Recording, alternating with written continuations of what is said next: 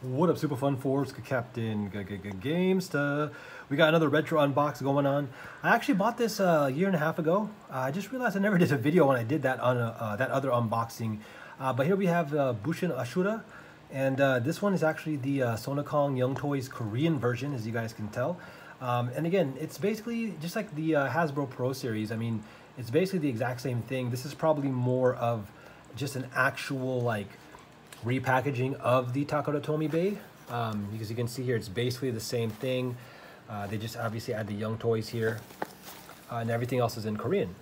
Yeah, but here we go. So this guy is a Beyblade. Obviously it's a Beyblade, but he's kind of like a defense type, I think, more so than anything. So I'm pretty sure that's what that stands for up there. I mean, you know, Keep is definitely 100% a strong defense type. You know, it could be kind of flexed to balance. They did make a Keep Dash later on, which is, you know, better, but you can still make use of regular Keep. And basically, we're going to open this up and take a look. Oh yeah, and here it says Beyblade Korea. The anime character. And Zibe. Alright, so this one, let me get my survival knife on here. Alright, cool. And then I'll just quickly talk about the parts. I think this is a this is an important bay to have in your GT collection, and I'm going to explain why. So we're just going to rip this open. So first of all, like I was saying, Keep is a decent driver.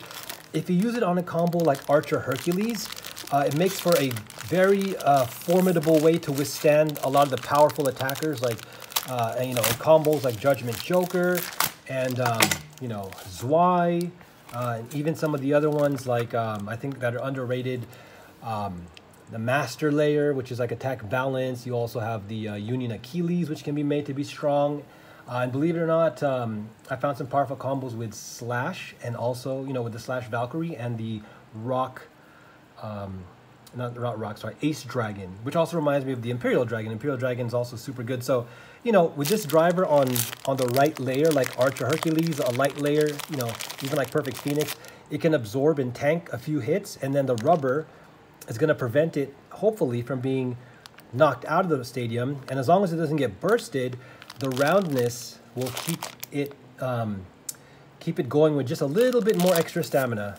It's not as much stamina as Atomic. It's not as much stamina as Extend. But again, you're sacrificing some stamina for better defense knockout potential. So again, it has its uses, especially if you're going to build like a 5G team and you're going to play like different combinations. It's important to have at least one Keep and possibly even a Keep Dash. Now, the other thing that you could do with this that I haven't finished fully exploring, but I've been starting to try to build stationary combos, stationary attack combos, actually, meaning that, you know, when it's like hitting another stamina combo, it's able to come in and make constant hits because the rubber prevents it from flying out.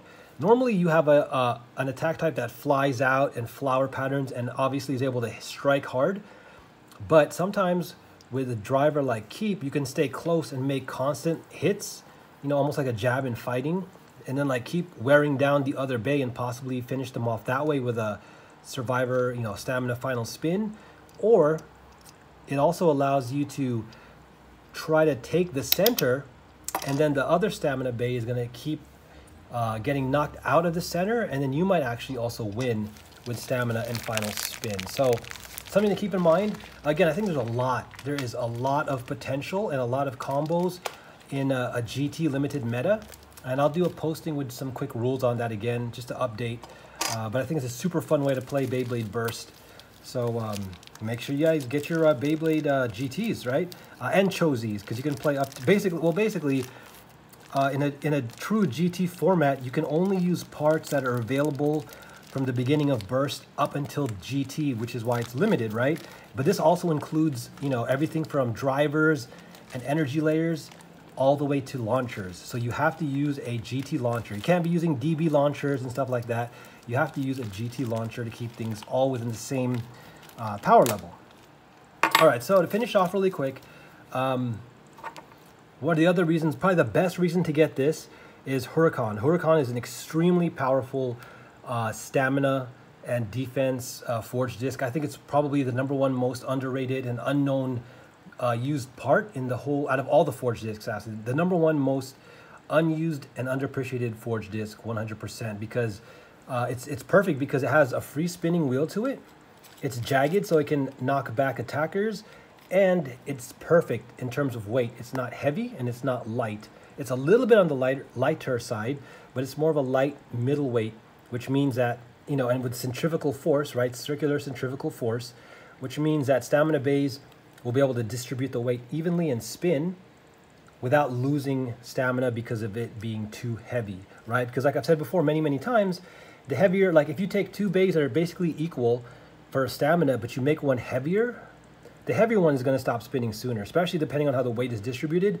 It will eventually slow down, you know, for the most part, right? It's like, I'm not like the most, you know, advanced physicist in the world, but just from my testing and, you know, you take cars, for example, right? Lightweight cars are more agile and maneuverable, and they can, you know, accelerate and stuff like that.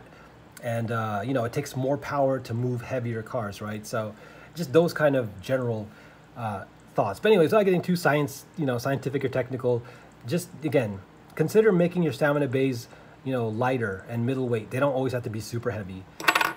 Finally, this core is actually really good as well, because this this Ashura core, I don't know if you guys can see it though, it has like four gears on it, 4 clicks, and it has definitely an improved burst resistance. I've been using this even now over my like what is it, my dragon cores and my my joker cores, because it seems to have one more click.